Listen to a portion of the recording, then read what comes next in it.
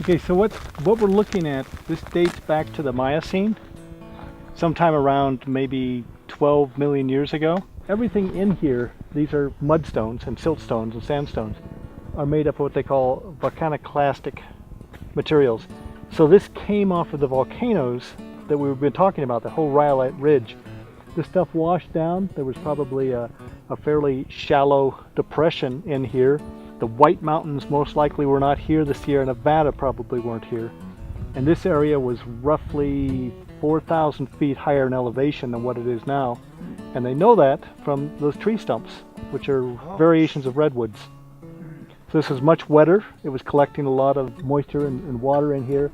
That's why you're getting, when you get the greens and the grays and the siltstone, what you're looking at is stuff that's a reducing environment. This was pretty much underwater most of the time, which is where these formations come from. But one of the big things this thing has brought out is there's a lot of fossils in here, and they date to about 11 million years ago. They have found 2 Gomphotherian skulls in here. The last one that was found, they figured it might have been roughly a meter long and about half a meter high. The lower tusk came out of the jaw. The upper ones came out of the cheekbones.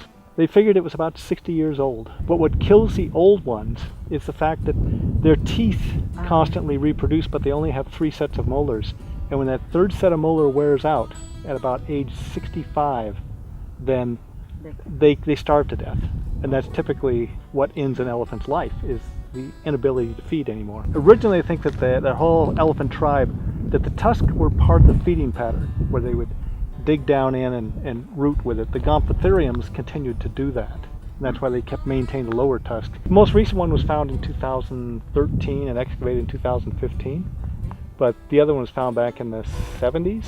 And they wanted to look it up and no one could seem to figure out where it went.